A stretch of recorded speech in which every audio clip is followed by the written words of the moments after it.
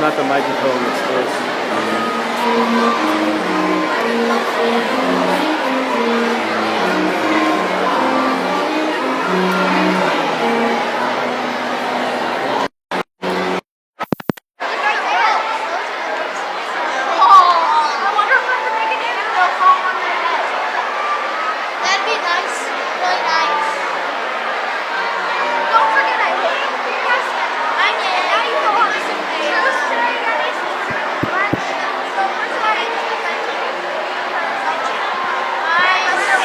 Testing on 2.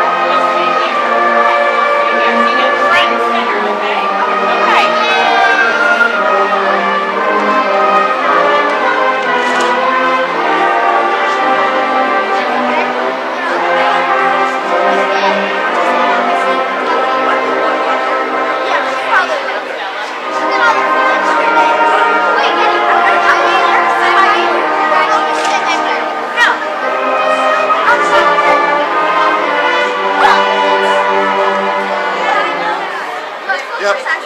So I'm going to announce each of you in between. So Haley, I'll announce you, and then you can stay up there during the performance and have a seat, and I'll introduce Bella's next. Yep. So I'll be in between. Unless you want to do it yourself. All right, guys. How are you? Okay. So Bryn Bowden, and you have Cece, Larry.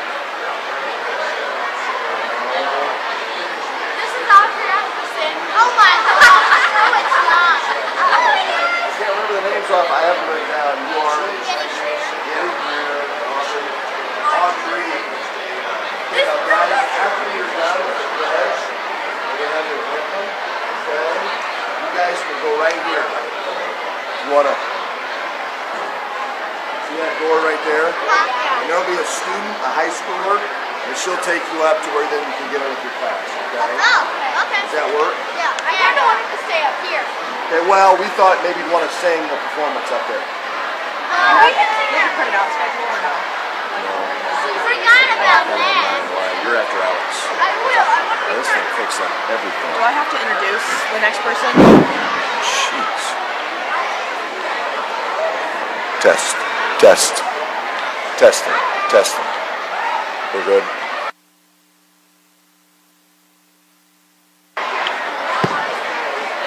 Yes. But right here. So then I'll do the. Oh, you'll come up, Yep. honestly. Mr. Tompkins, can we stand here? Well, how about as a group? You guys want to stand here? It's going to be, this microphone's so sensitive that it's probably going to be better for you to go there.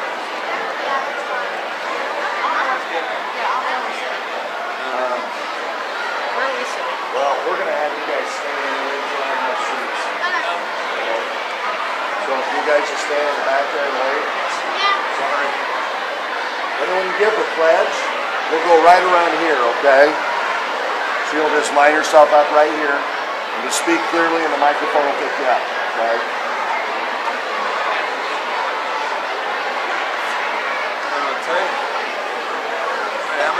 Jess, you guys can sit. You guys can sit there, Alex, anywhere you want. I could just stand up. Yes, sir.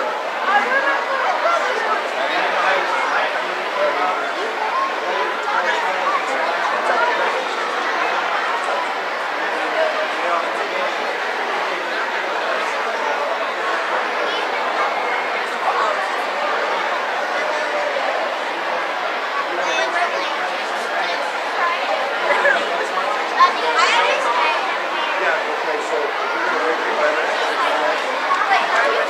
Then these guys will just play. Fans will be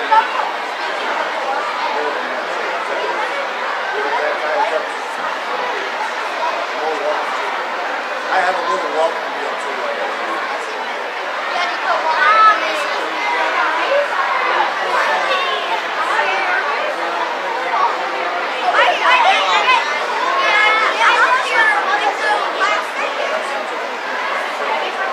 Thanks again, Tom. Oh, Ryan. Mr. Tompkins.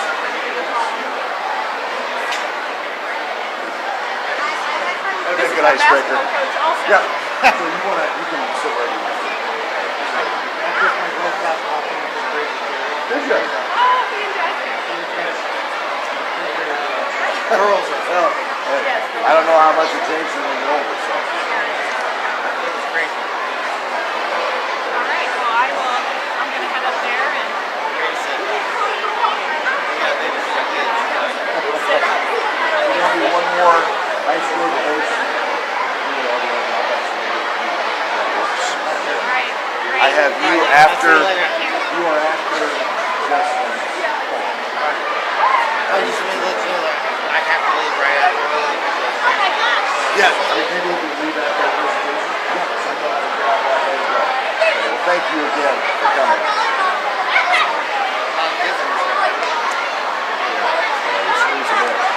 I have to tell the band director something quick.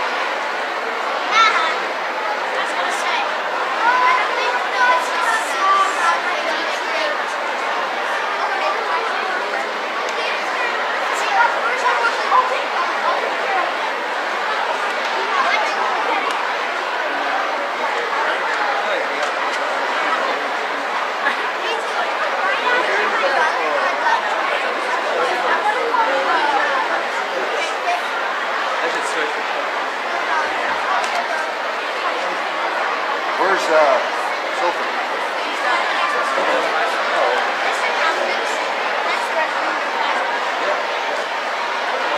We're gonna go. You know what's happening?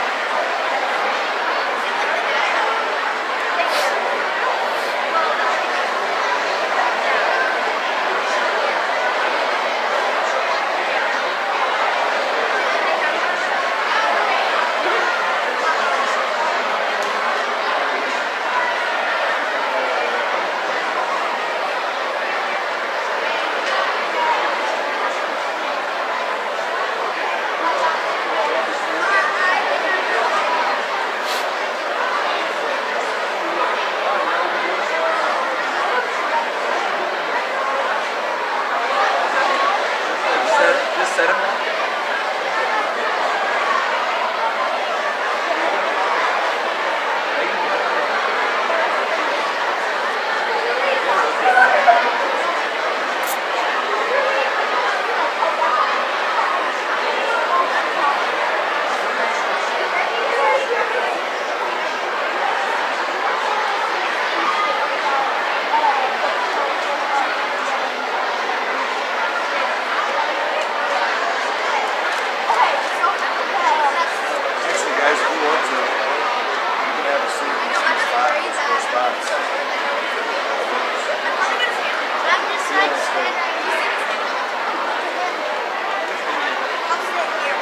So here, there's your seat right by Justin. Jerry, right there.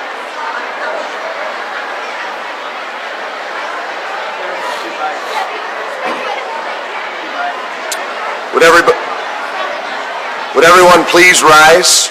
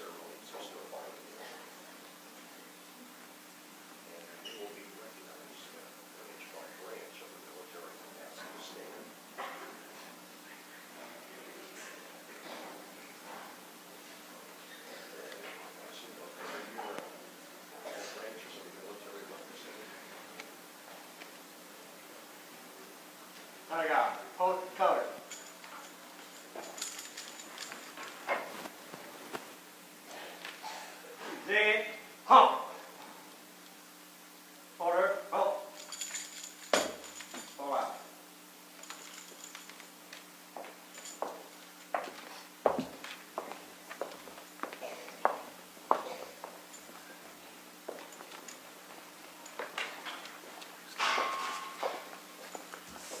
Welcome everyone to our annual Veterans Day ceremony at GCMS High School.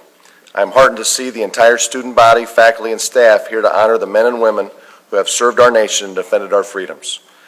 This GCMS tradition has developed into one of the most anticipated days for our school district and community, and serves as a great lesson to our youth of the importance and sacrifice our veterans have made to provide us the freedoms we live, the freedoms to live the lives we live.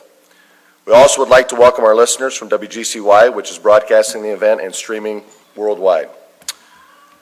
Next, we'll have our elementary students, Rin Boundy, CC Francis, Getty Greer, and Audrey Iverson lead us in the Pledge of Allegiance.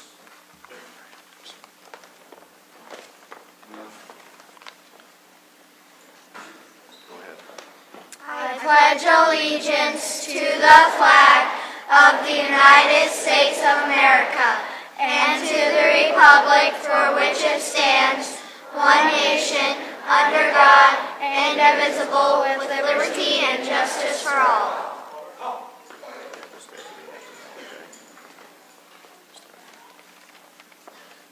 right, now our GCMS choir will lead us, or will sing the national anthem.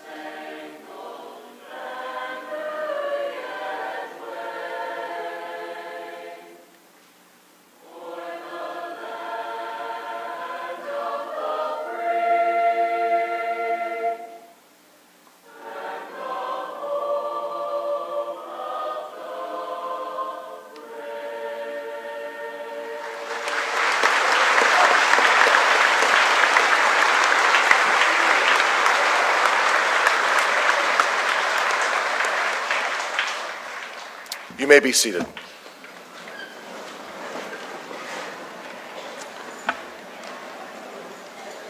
GCMS Senior Class President Alex Hunt will read an essay on the origins of Veterans Day.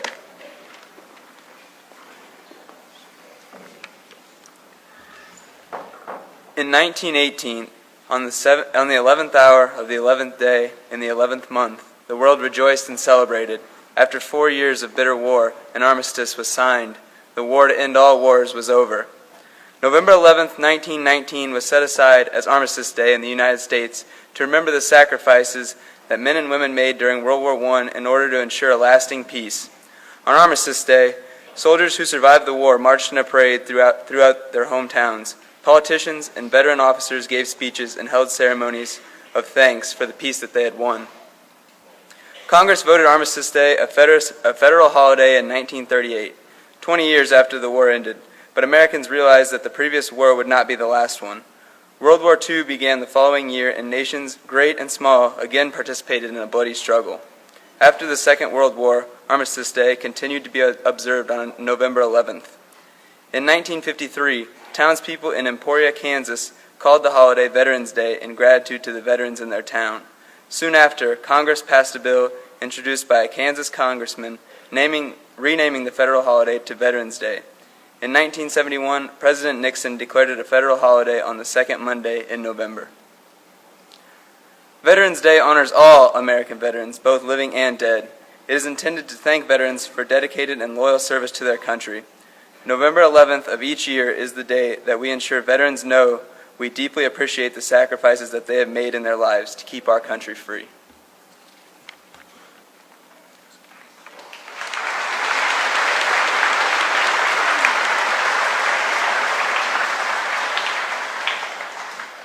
Next, we will have GCMS Senior Class Officer Jesslyn Davis, who will be presenting a poem, A Prayer for Veterans. A prayer for veterans. Proud of our nation, they answered her call, defending the freedom and safety of all. On land or on sea, or in jets high above, they went out of duty in honor and love. But however they served, Lord, wherever they went, please bless them and help them to know what it meant. And help us to thank them on Veterans Day, for we owe far more than words could ever say.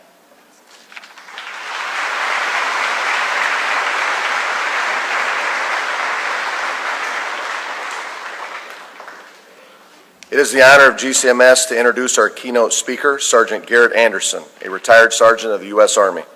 Sergeant Anderson was an infantryman in the U.S. Army and was stationed at Fort Campbell, Kentucky from October 1998 to October 2001. While serving in the Illinois National Guard from January 2004 to June of 2006, Sergeant Anderson was deployed to Iraq from May of 2005 to October of 2005. Please welcome Sergeant Garrett Anderson.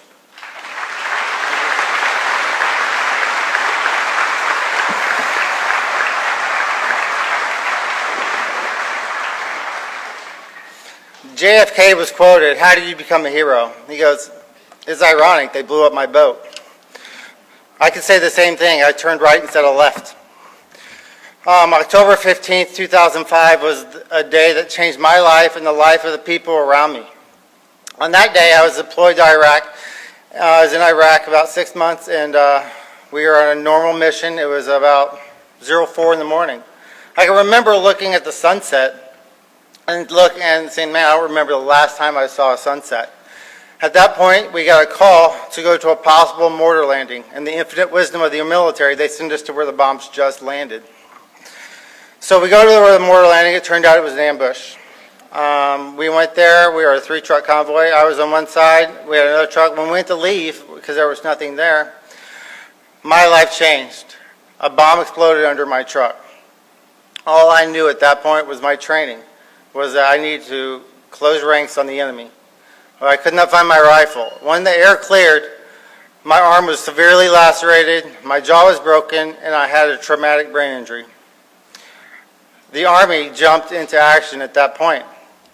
My guys in my truck pulled me out of the truck, put a tourniquet in my hand. Within 5 minutes, we were at a level 3 cache, and the last words I heard was, "Get out the bone saw." And the only thing I knew was my wife was going to be really mad. I woke up at Walter Reed Army Medical Center, which was one of the greatest experiences of my life because I met some of the greatest heroes of our country. How could I be upset at my amputation when I saw soldiers rolling down the street with double and triple amputations? These guys were true heroes. These guys sacrificed more than I did. Me and my wife set a standard at that point that we are not going to let my injury define me. I was going to define my injury from that day on, because we knew if we let this injury define our life and the projection of where we were going to be, we were going to let the enemy win, and we weren't going to do that.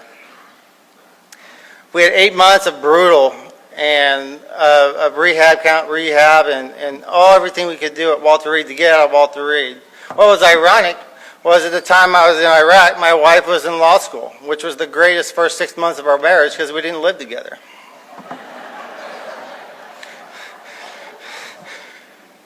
So we spent 8 months at Walter Reed recovering, getting better, and then I decided to come back to Illinois and start our life, start the new normal, which is different for our veterans nowadays. The new normal is much different than what it was before they deployed. So I started the normal. I knew my goal was to graduate from college. So I started college at Parkland College to get my undergrad. Things weren't the same as they were when I was there before. I wasn't retaining the information the same way. I wasn't learning the same way. I couldn't remember the same things. Realized that my traumatic brain injury had a bigger effect on me than I thought it would. So I had to find the new normal again on how to learn and how to educate myself. From Parkland, I went to Illinois State University, and I graduated Illinois State in 2010. I was the first person in my family to graduate from college.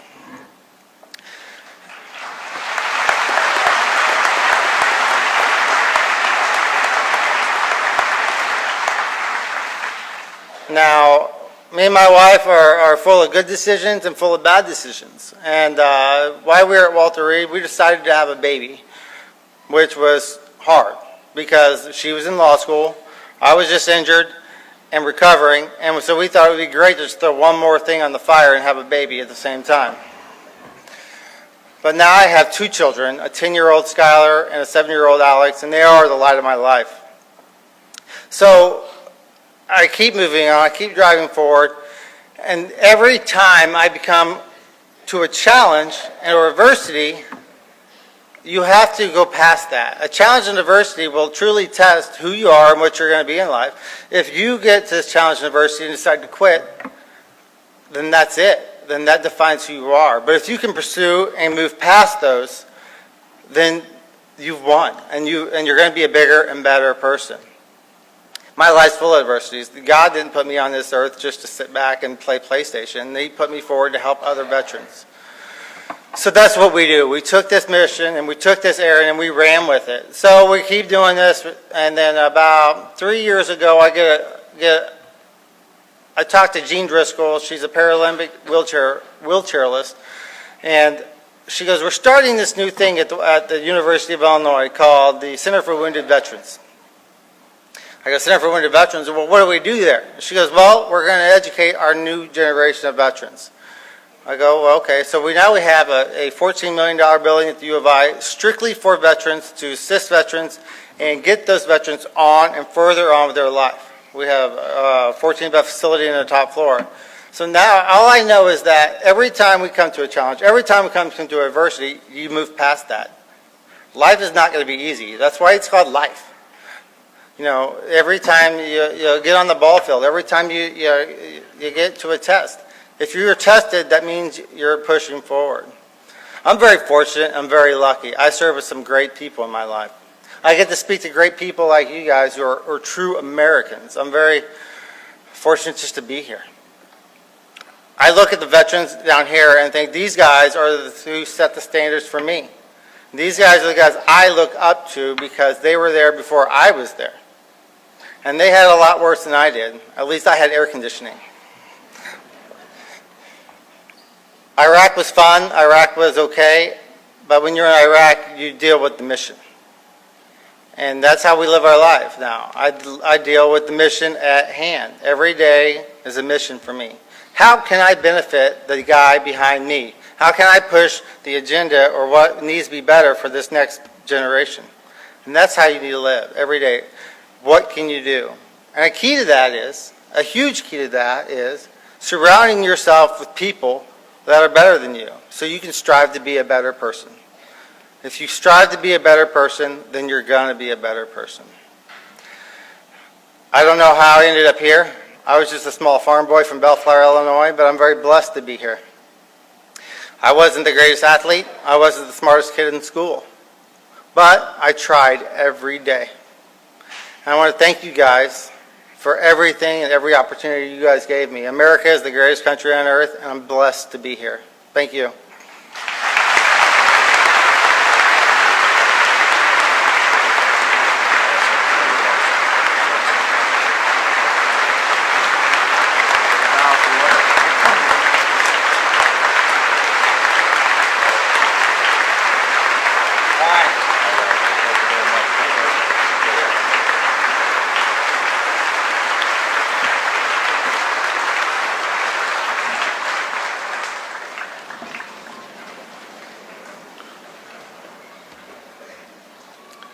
Thank you to Sergeant Anderson for an inspiring story. Next, we have the presentation of the branches, which will be introduced by GCMS middle school students. First is Haley Brown with the United States Air Force. After her presentation, the high school chorus, led by Miss Amanda Broadus, will sing the Army Air Corps.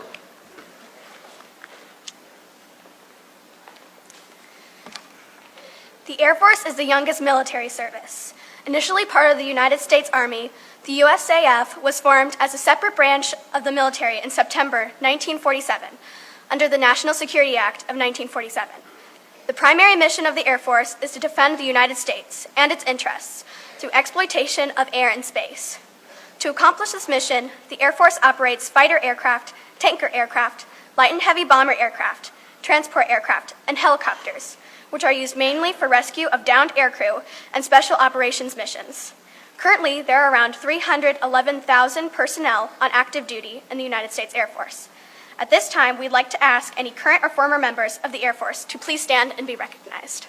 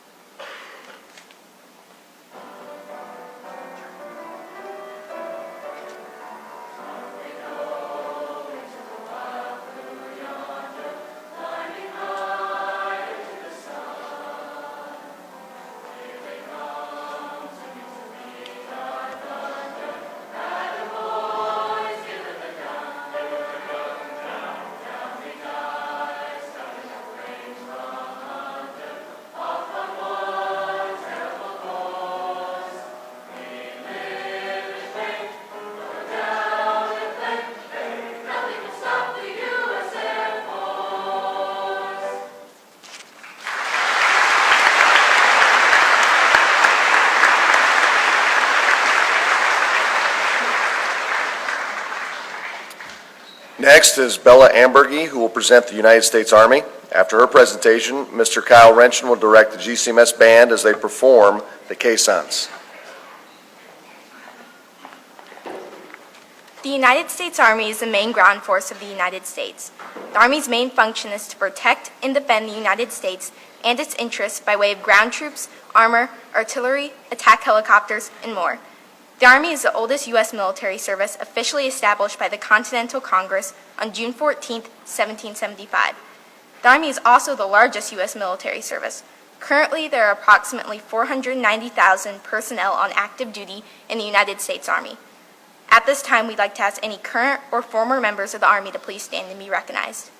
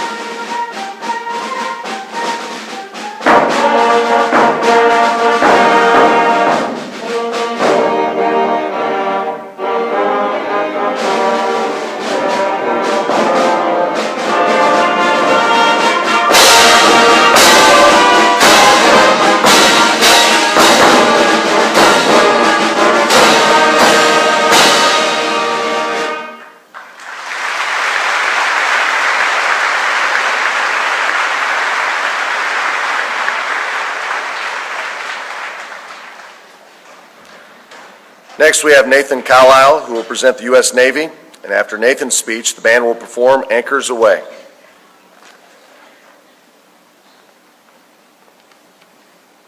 Like the Army, the Navy was officially established by the Continental Congress in 1775. The Navy's primary mission is to maintain the freedom of the seas. The Navy makes it possible for the United States to use the seas where and when our national interests require it. In addition, in times of conflict, the Navy helps to supplement Air Force air power. Navy aircraft carriers can often deploy to areas where fixed runways are impossible. The Navy is also primarily responsible for transporting Marines to areas of conflict. Currently, the United States Navy has about 326,000 personnel on active duty. At this time, we'd like to ask any current or former members of the Navy to please stand and be recognized.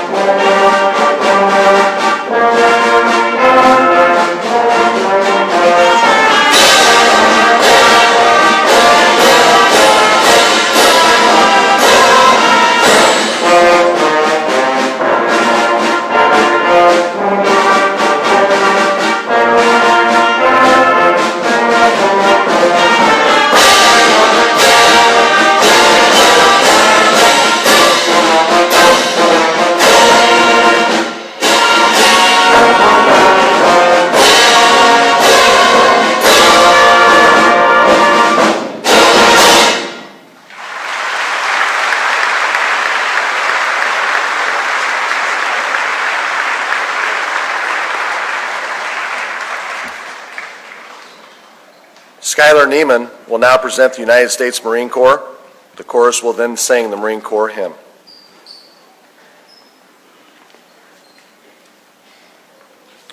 The Marines are often referred to as the infantry of the Navy. Marines specialize in amphibious operations. In other words, their primary specialty is to assault, capture, and control beachheads, which then provide a route to attack the enemy from almost any direction. The Marines were officially established in 1775 by the Continental Congress to act as a landing force for the United States Navy. In 1798, however, Congress established the Marine Corps as a separate service. While amphibious operations are their primary specialty, in recent years the Marines have expanded into other ground combat operations as well. With the exception of the Coast Guard, the Marines are the smallest service. Currently, there are approximately 184,000 personnel on active duty in the United States Marines. At this time, we'd like to ask any current or former members of the Marines to please stand and be recognized.